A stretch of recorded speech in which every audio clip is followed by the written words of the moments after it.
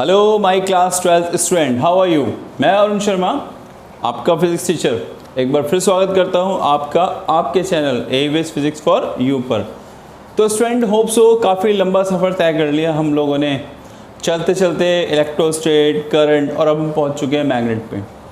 Magnet की बहुत सारी वीडियोस आप लोग इस चैनल पे देख चुके हैं। फर्स्ट थिंग, जिन्होंने अभी तक वीडियो नहीं देखी है, ये चैनल को सब्सक्राइब नहीं किया है, पहले तुरंत जाइए। My channel name is AVS physics for you.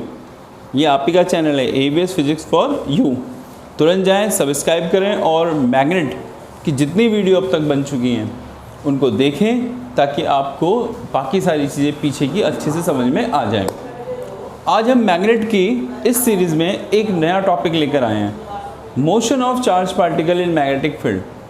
कोई भी चार्ज पार्टिकल मैग्नेटिक फील्ड में अगर मूव करता है तो उसका मोशन कैसा होगा, उसकी स्पीड कैसे होगी, काइनेटिक एनर्जी कितनी होगी, रेडियस कितनी होगी, एटसेट्रा, ब्ला ब्ला ब्ला, बाकी सारी चीज़ें। इसी में आपको प्रीवियसली, वैसे तो मैंने वीडियोस का डिस्क्रिप्शन दे दिया है आपको, वहाँ से आप देख सकते हैं। AVS फिजिक्स फॉर यू हमारी वेबसाइट भी है, यही सेम नेम से हमारा चैनल भी है, वहाँ पे जाके आप सारी प्रीवियस वीडियो देख सकते हैं। फिर भी जो अभी मुझे ज़रूरत पड़ेगी, मैग्नेटिक फोर्स की डायरेक्शन फाइंड आउट कैसे करते हैं, थोड़ा मैं आपको समझा देता हूँ। दो रूल थे मैग्नेटिक फोर्स की डायरेक्शन निकालने के। Right hand rule number 1। Right hand rule number 1 में राइट हैंड सीधा रखिए, जस्ट लाइक दिस। इस सिचुएशन में thumb represent the direction of current. Thumb current की डायरेक्शन में होना चाहिए। फिंगर इंडिकेट द पॉइंट, कहाँ पर, in the direction of magnetic field. Thumb in the direction of current, finger in the magnetic field. In this direction, palm की जो perpendicular direction है, it show the direction of force, current, magnetic field और force. ये left hand rule से निकाला जाता है। Father, mother, child. Father force, mother magnetic field, child C मतलब करंट। ये है हमारे पास दो रूल जिनसे हम मैग्नेटिक फोर्स की डायरेक्शन निकालते हैं। हमें इस टॉपिक में ज़रूरत पड़ेगी इनकी। क्वेश्चन ये है कि चार्ज पार्टिकल मैग्नेटिक फील्ड में एंटर कर रहा है, तो कैसे एंटर कर सकता है? सीधा, यानी कि मैग्नेटिक फील्ड की डायरेक्शन में, परपेंडिकुलर यानी मैग्नेटिक फील्ड से 90 डिग्री बनाते हुए, या फिर एट एनी एंगल, वो 30 डिग्री पे जा सकता है, 10 डिग्री पे जा सकता है, 60 डिग्री पे जा सकता है, with the direction of magnetic field. In situation में उसका पाथ कैसा होगा, रेडियस कितनी होगी, कितना टाइम लगेगा, काइनेटिक एनर्जी कितनी होगी, ये सब हम वन बाय वन सॉल्व करते हैं। शुरू हो जाएं अपने टॉपिक को लेके, जिसका नाम है आज motion of charge particle in magnetic field. तो बात करते हैं केस 1, पहले केस की। In this case charge particle enter parallel in magnetic field, यानी चार्ज पार्टिकल मैग्नेटिक फील्ड की ही डायरेक्शन में मूव कर रहा है। अब मैग्नेटिक फील्ड की डायरेक्शन में मूव करने का मतलब दो बातें हो गई, या तो मैग्नेटिक फील्ड की डायरेक्शन में जा रहा हो, पैरेलल तो वो भी होता है, या फिर वो उसके जस्ट अपोजिट आ रहा हो, वो एंटी पैरेलल होता है। बट है तो दोनों पैरेलल ना। मतलब आई एम सेइंग, जरा ध्यान दीजिए बोर्ड पर मैं क्या कहना चाह रहा हूँ। ये है direction of magnetic field, just like this. ये है मैग्नेटिक फील्ड की डायरेक्शन। किसकी डायरेक्शन है? मैग्नेटिक फील्ड की। अब चार्ज पार्टिकल इसमें या तो वो ऐसे एंटर करे, ये कहाँ आ रहा है? मैग्नेटिक फील्ड की डायरेक्शन में, with the speed of v। या ये भी पॉसिबिलिटी कि वो ऐसे एंटर करे, क्या देख रहे हो? चार्ज पार्टिकल या तो मैग्नेटिक फील्ड की डायरेक्शन में जा रहा है या उसके अपोजिट जा रहा है। दोनों केसेस में कहलाएगा तो पैरेलल या फिर एंटी पैरेलल, नॉर्मली कह लो। दोनों में एंगल कितना बनेगा? या तो अगर मैग्नेटिक फील्ड की डायरेक्शन में तो ये एंगल हो गया 0 डिग्री, और अपोजिट जा रहा है तो 180 डिग्री। इन दोनों केसेस को अगर हम कंसीडर करते हैं तो इस सिचुएशन में चार्ज पार्टिकल पे कितना फोर्स अप्लाई होगा वो देखते हैं। हम प्रीवियसली पढ़ चुके हैं कि when ever the charge particle enter in a magnetic field, उस पर एक फोर्स फील होता है, एक्सपीरियंस करता है वो एक फोर्स को, और वो फोर्स का फॉर्मूला कितना होता है? उस फोर्स का फॉर्मूला होता है QVB sin थीटा। मतलब it is a formula for किसके लिए? Of a charge particle enter in a magnetic field, जो मैग्नेटिक फील्ड में एंटर कर रहा है। ओके, तो हमें ये तो समझ में आया कि इस पर एक फोर्स लग रहा होगा जिसका फॉर्मूला होगा QVB sin थीटा। ये हमने पढ़ा हुआ है। चार्ज पार्टिकल जो मैग्नेटिक फील्ड में एंटर करता है तो उस पर लगने वाले फोर्स का फॉर्मूला।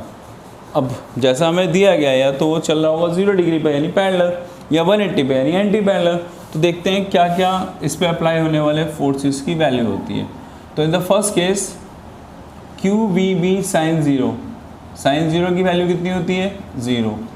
टोटल फोर्स इस सिचुएशन में जब वो पैरेलल जा रहा है कितना अप्लाई हो रहा है 0। सेकंड केस भी देखते हैं। सेकंड केस में QVB sin 180, अब sin 180 कितना होता है ये भी 0।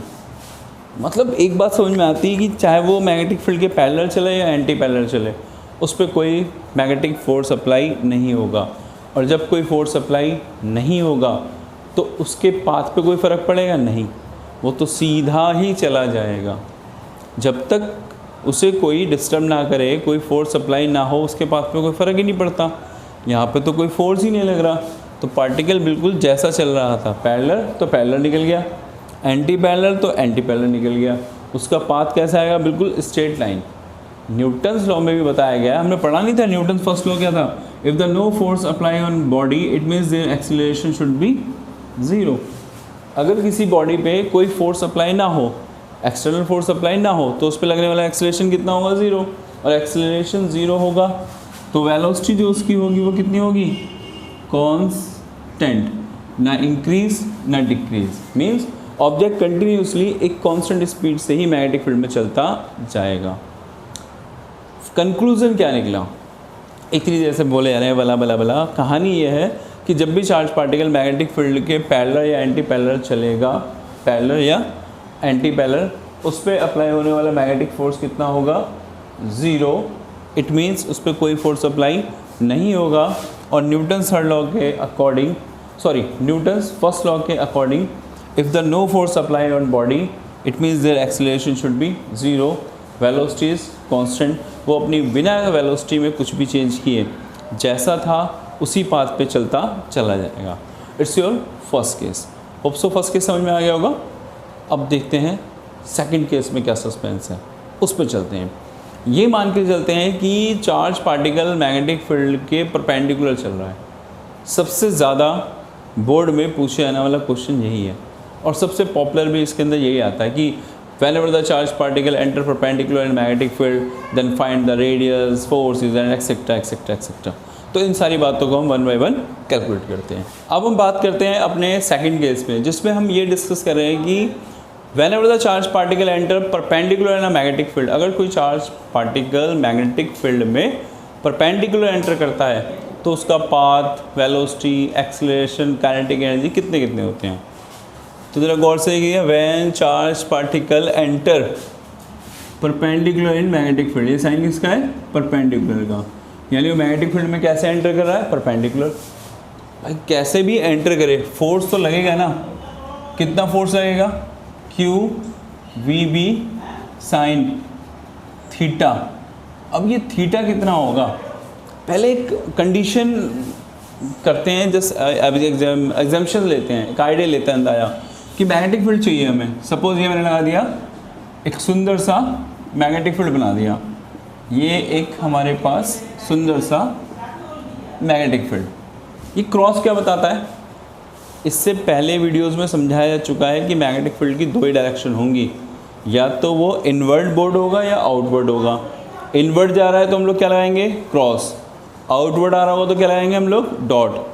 यहाँ पे क्या दिखाई दे रहा है आपको क्रॉस, इसका मतलब मैग्नेटिक फील्ड कहाँ है इनसाइड। कहाँ आ रहा है मैग्नेटिक फील्ड इनसाइड, बोर्ड के अंदर। इस मैग्नेटिक फील्ड में चार्ज पार्टिकल परपेंडिकुलर एंटर कर रहा है। अब परपेंडिकुलर कैसे होगा, देखो ना बोर्ड पे मैग्नेटिक फील्ड ऐसे जा रहा है, तो चार्ज पार्टिकल ऐसे गया तो भी परपेंडिकुलर, वो ऐसे आया तो भी परपेंडिकुलर, वो ऐसे चल रहा है तो भी परपेंडिकुलर, ऐसे आ रहा है तो भी परपेंडिकुलर। फिर से बताता हूँ, मान लो ये हमारा प्लस Q चार्ज है, ये ऐसे मूव करे, मैग्नेटिक फील्ड इधर, ये इधर मूव कर रहा है तो भी परपेंडिकुलर चलेगा। ये ऐसे मूव करे, मैग्नेटिक फील्ड इधर, ये ऊपर जा रहा है तो भी परपेंडिकुलर। ये ऐसे मूव करे, मैग्नेटिक फील्ड इधर, ये इधर जा रहा है तो भी परपेंडिकुलर। ये ऐसे मूव करे, मैग्नेटिक फील्ड अंदर, ये नीचे आ रहा है तो भी परपेंडिकुलर।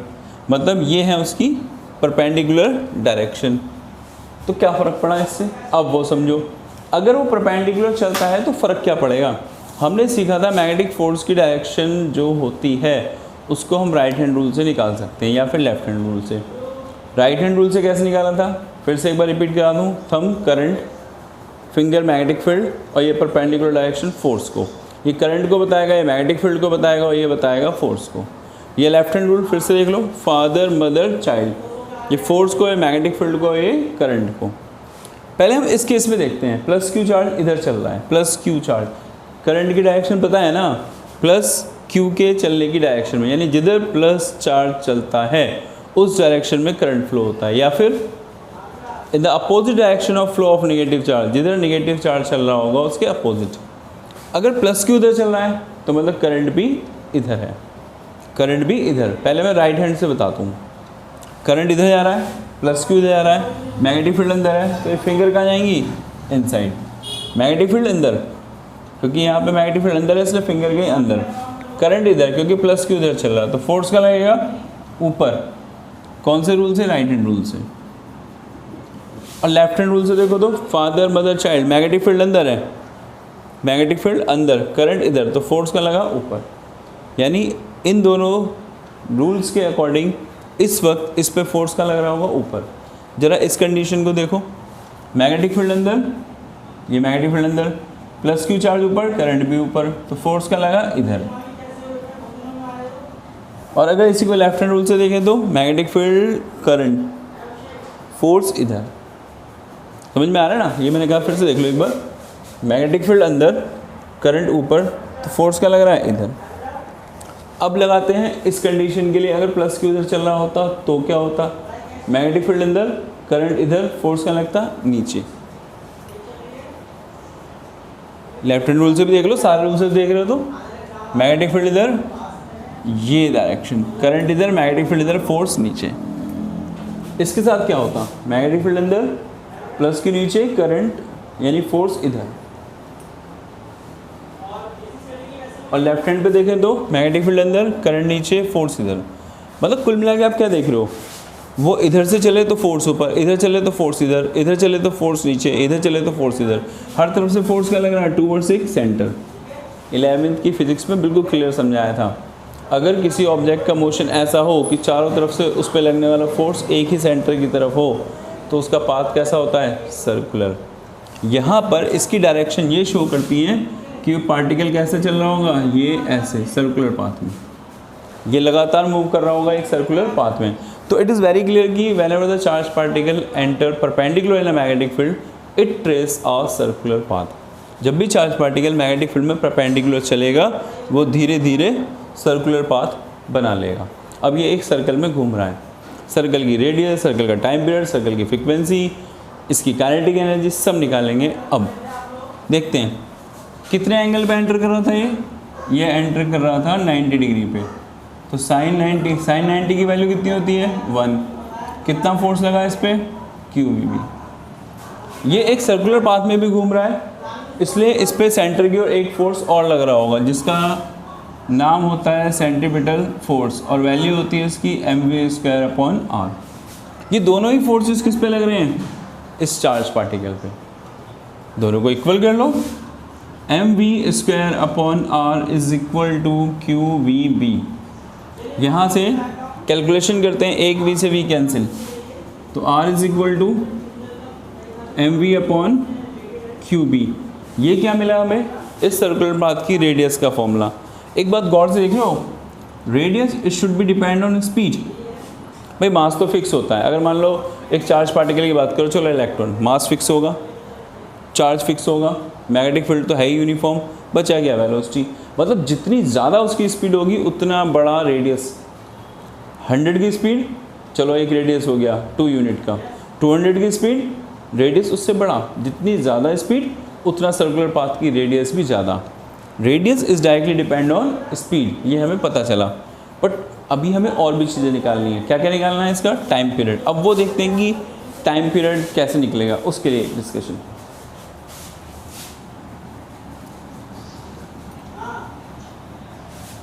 नेक्स्ट वन, रेडियस मिलने के बाद अगर उसको एक राउंड लगाना पड़ता है, पूरा एक राउंड लगाना पड़ा, तो उस पूरे एक राउंड को लगाने में कितना टाइम लगा होगा।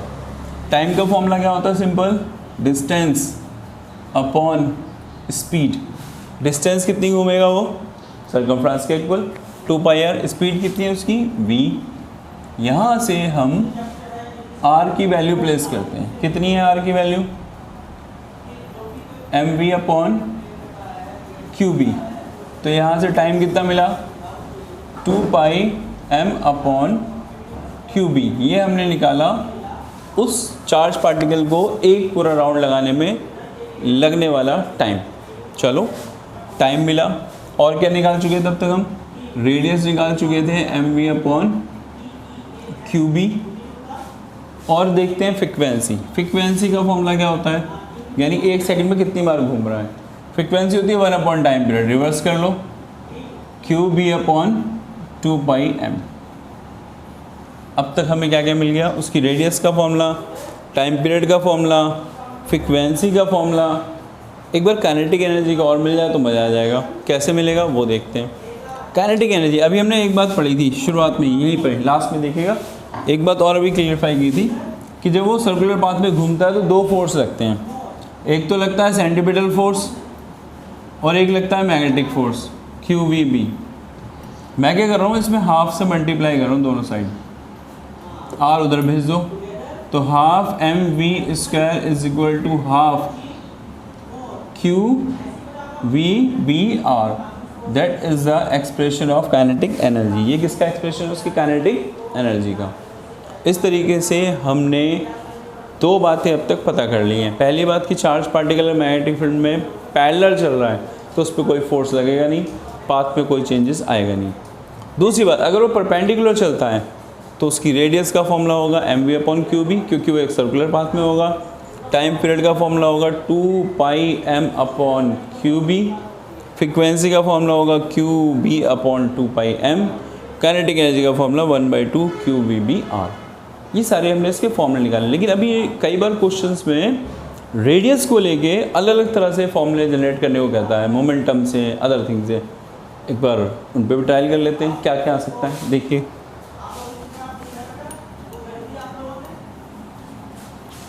अभी क्या देखा आपने, रेडियस का फॉर्मूला कितना है, mv अपॉन qb।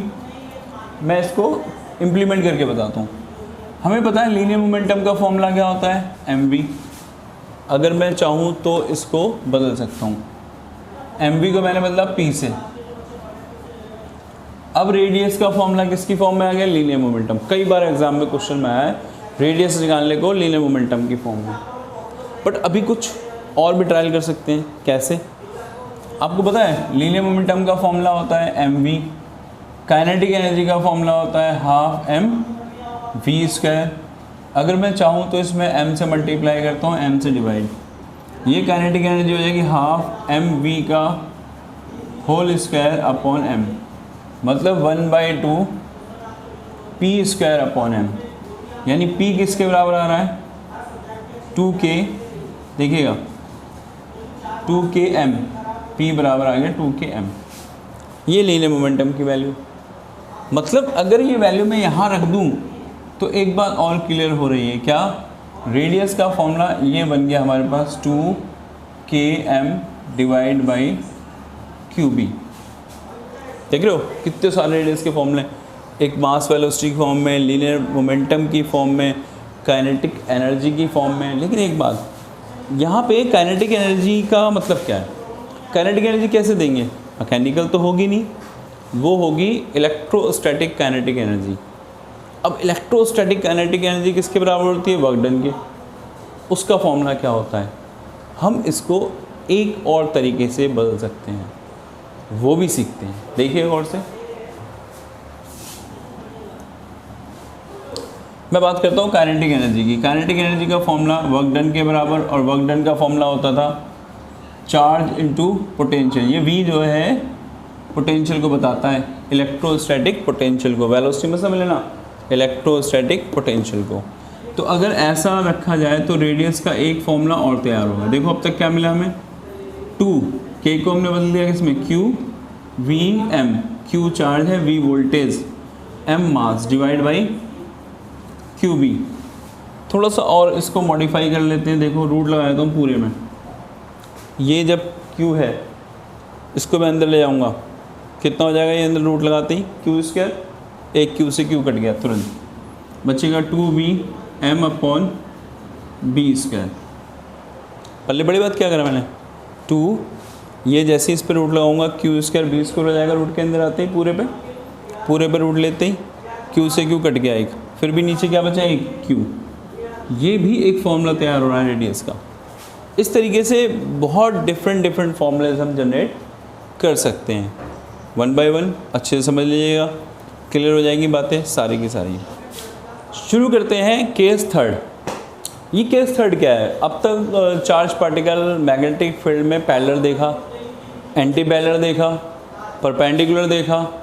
अब बात कर रहे हैं एट एनी एंगल। वो मैग्नेटिक फील्ड के साथ कोई एक एंगल बनाते हुए चलता है तो क्या होगा, केयरफुली समझिएगा। मैंने ये कहा कोई भी एंगल बनाते हुए, सपोज ये मैग्नेटिक फील्ड है, ये मैग्नेटिक फील्ड है, इस मैग्नेटिक फील्ड में एक चार्ज पार्टिकल ऐसे जा रहा है v वेलोसिटी से, कितना एंगल बनाते हुए थीटा। एक चार्ज पार्टिकल मैग्नेटिक फील्ड से थीटा एंगल बनाते हुए मूव कर रहा है with the velocity of v। इसके दो कंपोनेंट हो जाएंगे वेलोसिटी के, एक होगा vx कंपोनेंट, ये कितना आएगा v cos थीटा, एक होगा ये वाला कंपोनेंट v sin थीटा। और हमने पढ़ा है कि whenever the charge particle enter perpendicular magnetic field, कैसा पाथ बनाता है वो सर्कुलर। यहाँ देखो मैग्नेटिक फील्ड के परपेंडिकुलर यही तो है सिर्फ, भाई इसके दो कंपोनेंट हो चुके हैं v के, v cos theta v sin theta. v cos theta तो मैग्नेटिक फील्ड की डायरेक्शन में कोई फोर्स नहीं लगेगा, इस कंपोनेंट को कोई इफेक्ट नहीं आएगा। लेकिन v sin थीटा कहाँ आ रहा है, मैग्नेटिक फील्ड के परपेंडिकुलर। यहाँ पे वो कैसा पाथ बनाएगा, सर्कुलर, यानी यहाँ पे वो कैसा घूमना शुरू कर देगा, सर्कुलर पाथ में, इस तरीके से टैजेंट्री, और वो मूव भी करेगा ऊपर। तो अब क्या देख पा रहे हैं कि जब कोई चार्ज पार्टिकल मैग्नेटिक फील्ड में किसी एंगल पे एंटर करता है तो दो कंपोनेंट मिलने थे, एक मैग्नेटिक फील्ड की डायरेक्शन में, उसके परपेंडिकुलर। मैग्नेटिक फील्ड की डायरेक्शन वाले पे कोई फोर्स नहीं लगेगा, लेकिन जो परपेंडिकुलर है वो सर्कुलर पाथ बनाएगा और लगातार उसी डायरेक्शन में आगे जाएगा। तो ये पाथ कैसा होता है, टैजेंट्री पाथ, ऐसे मूव करेगा, ये मूव करना शुरू कर देगा। अब इसकी रेडियस और बाकी सारी वैल्यूज़ कितनी होंगी वो सब निकालते हैं, कैलकुलेट करते हैं। ये एंगल v sin थीटा है 1 बाय 1। रेडियस का फॉर्मूला कितना आता था जो हम पढ़ते थे, m v की जगह यहाँ कितना लेना पड़ेगा हमें, कंपोनेंट v का, कौन सा, v sin theta upon QB। Discuss करते हैं एक न्यूमेरिकल जो इसी कॉन्सेप्ट पर बेस्ड है। ये हमारे पास एक यूनिफॉर्म मैग्नेटिक फील्ड है। क्रॉस का मतलब इनवर्ड। कहाँ पे magnetic field, inward the board, यानी बोर्ड के अंदर की तरफ। और इसमें एक इलेक्ट्रॉन परपेंडिकुलर एंटर करता हुआ हमें दिखाई दे रहा है। कैसा आ रहा है electron, perpendicular. Question is that कि ये जो इलेक्ट्रॉन है वो 4 × 10⁴ मीटर पर सेकेंड की स्पीड से मैग्नेटिक फील्ड के परपेंडिकुलर एंटर कर रहा है। और यूनिफॉर्म मैग्नेटिक फील्ड की वैल्यू कितनी है, 10⁻⁵ टेस्ला। तो क्वेश्चन हो गया कि 10⁻⁵ टेस्ला के यूनिफॉर्म मैग्नेटिक फील्ड में एक इलेक्ट्रॉन 4 × 10⁴ मीटर पर सेकेंड की स्पीड से परपेंडिकुलर एंटर करता है। तो फाइंड द, उसका रेडियस कितना है और उसका टाइम पीरियड क्या है। हमें फाइंड करना है रेडियस, जो भी वो पार्ट ट्रेस करेगा, एंड ड्यूरेशन ऑफ टाइम, कितने टाइम में वो मैग्नेटिक फील्ड से बाहर आ जाएगा, मैग्नेटिक फील्ड से बाहर आने में कितना टाइम लगेगा। अब भाई या ये कह सकते हैं मैग्नेटिक फील्ड में वो कितने समय तक रहेगा। सबसे पहली बात एक एक करके, अंदर एंटर करा परपेंडिकुलर, उसका पाथ कैसा होगा, कैसे पाथ को फॉलो करेगा और उस पाथ के अकॉर्डिंग वो कितनी देर मैग्नेटिक फील्ड में रहेगा। Rule number 1, right hand rule समझाया था, क्या बताया था, थंब क्या बताता है, थंब बताता है करंट को, मैग्नेटिक फील्ड को, और इसके परपेंडिकुलर क्या होता है, फोर्स। लेफ्ट हैंड भी बताया था, फिर से बताता हूँ, father mother child, force magnetic field और करंट। ज़रा गौर से देखो, मैग्नेटिक फील्ड तो कहाँ है, अंदर की तरफ, इलेक्ट्रॉन चल रहा है इधर, करंट की डायरेक्शन कहाँ बताई थी, इलेक्ट्रॉन के चलने के अपोजिट। करंट जा रहा है राइट की तरफ, सॉरी इलेक्ट्रॉन जा रहा है राइट की तरफ, तो करंट कहाँ आ रहा होगा, लेफ्ट की तरफ। वन सेकेंड, इलेक्ट्रॉन राइट की डायरेक्शन में, तो करंट आ रहा है लेफ्ट की डायरेक्शन में। फिंगर यानी मैग्नेटिक फील्ड तो मैंने रखा अंदर, थंब को रख दिया लेफ्ट की तरफ, क्योंकि इलेक्ट्रॉन जा रहा है राइट में, इसलिए करंट हो गया लेफ्ट में, ये पोजीशन हो गई। क्लियर? 1 सेकेंड ऐसे भी देख लो, समझ में आ जाएगा।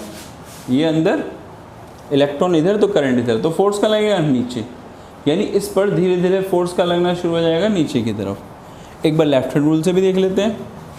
फादर मदर चाइल्ड, मदर मतलब मैग्नेटिक फील्ड का है अंदर, करंट का जा रहा है अपोजिट, फोर्स का लग रहा है नीचे। दोनों रूल से मालूम पड़ा कि इस इलेक्ट्रॉन पे फोर्स का लगेगा नीचे की तरफ, और जब ये नीचे लगेगा और ये परपेंडिकुलर एंटर कर रहा है तो एक कैसा पाथ बनाएगा, सर्कुलर पहली बात, और कहाँ मुड़ जाएगा ये, नीचे की तरफ। फोर्स का लग रहा है इसका नीचे, ये इस पाथ को फॉलो करता हुआ ये बाहर आ गया निकल के, यानी ये एक तरह से सेमी सर्कल बना लेगा, सेमी सर्कल। अगर इस सर्कल का रेडियस मालूम पड़ जाए तो समस्या ख़त्म, टाइम में आसानी से मिल सकता है। इतना कंफर्म हुआ अब तक, परपेंडिकुलर इलेक्ट्रॉन एंटर कर रहा था, सर्कल तो बनाता ही, अब ऊपर या नीचे, नीचे क्यों बनाया, फोर्स नीचे लग रहा था, हाफ सर्कल के अंदर बाहर आ गया, यही तो पता है ना बाहर आने में कितना टाइम उसको लगा। और उसका रेडियस, रेडियस का फॉर्मूला क्या होगा भाई, रेडियस का फॉर्मूला होता है R=mv/qb। m मतलब इलेक्ट्रॉन का mass 9.1 10⁻³ kg, v is the velocity 4 × 10⁻⁴ metre पर सेकंड, एंड चार्ज, इलेक्ट्रॉन का चार्ज 1.6 10⁻⁻19। मैग्नेटिक फील्ड वो तो यूनिफॉर्म है 10⁻⁵ टेस्ला। सॉल्यूशन करते हैं, पॉइंट से पॉइंट कैंसिल, 91 4 16, पावर कितनी हो जाएगी, 31 में से 4 रिमूव करो, 31 ये हो गया 27 माइनस का, नीचे 19 और 5 ये हो जाएगी पावर -24। इसको ऊपर ले जाते हैं, 91 4 16 27 में से 24 माइनस 10⁻³ और जब ये सारी कैलकुलेशन करेंगे वैल्यूज़, तो ये वैल्यू कैलकुलेट करने के बाद 22.7 लगभग × 10⁻³ मीटर। इट मीन्स जो इलेक्ट्रॉन सेमी सर्कुलर पाथ पे बाहर आया है उस पाथ का रेडियस है लगभग 22.7 × 10⁻³ मीटर। अब क्वेश्चन आता है कि उसको टाइम कितना लगेगा इस पूरे पाथ को कवर करने में, क्योंकि ये हाफ सर्कल है। पूरे सर्कल के लिए टाइम पीरियड का फॉर्मूला कितना होता था, एक बार उसको देखते हैं। चलो इसे रफ कर लेते हैं, इतना तो नोट हो ही गया होगा।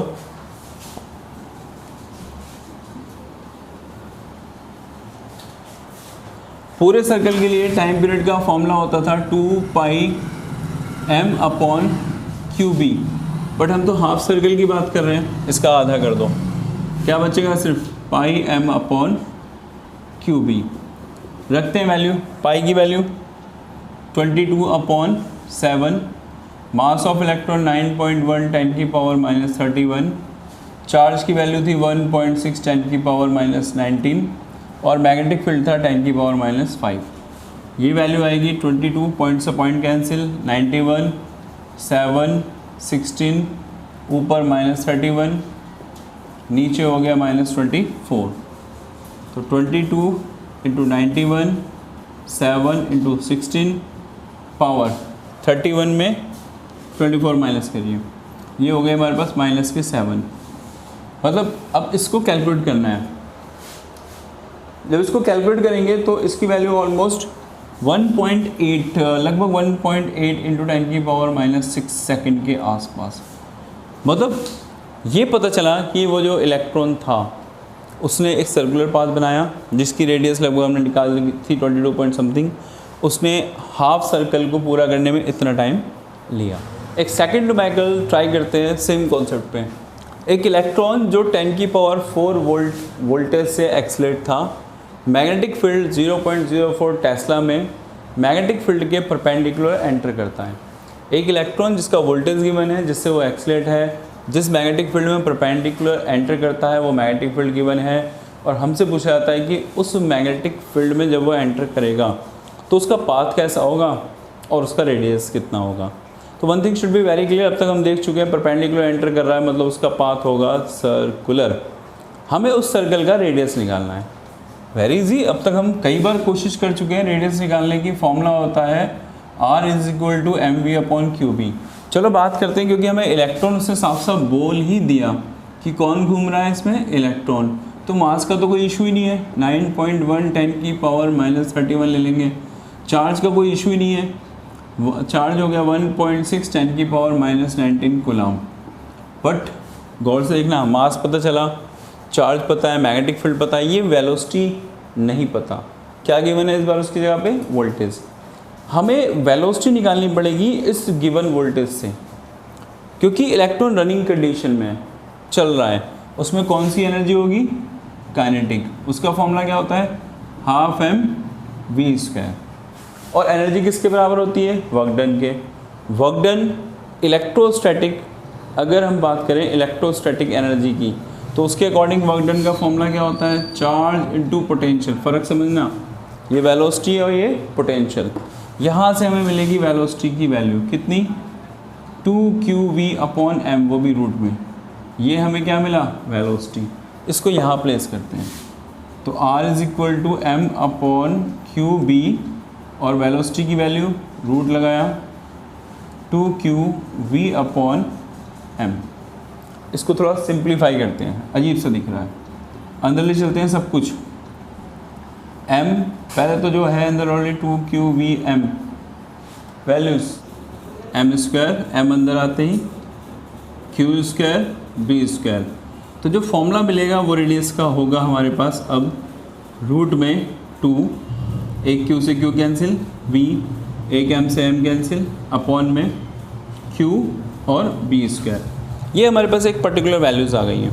अब हम ये सारी जो वैल्यूज़ हमें क्वेश्चन में गिवन है वो हम यहाँ पे प्लेस करते हैं 1 by 1। V फॉर वोल्टेज 10 की पावर 4, मास ऑफ इलेक्ट्रॉन 9.1 10 की पावर -31, चार्ज 1.6 10 की पावर -19, मैग्नेटिक फील्ड 0.04 अगेन 0.04। अब ये सारी वैल्यूज़ हम कैलकुलेट करते हैं। जब हम इन वैल्यूज़ को कैलकुलेट करना शुरू करेंगे तो रेडियस ऑलमोस्ट, जो वैल्यूज़ कैलकुलेट करेंगे लगभग 8.43 × 10 की पावर -3 मीटर, ये है इसकी रेडियस, यानी लगभग 8.43 मिलीमीटर। तो होप सो आपको ये सारा सेशन समझ में आ गया होगा। अब तक हमने circular path, trajectory path, plane path, सबके बारे में पढ़ा। चार्ज पार्टिकल मैग्नेटिक फील्ड में एंटर करता है अलग अलग एंगल पे, तो अलग अलग पाथ को फॉलो करता है और उनके बेस को स्टिमाई करता है।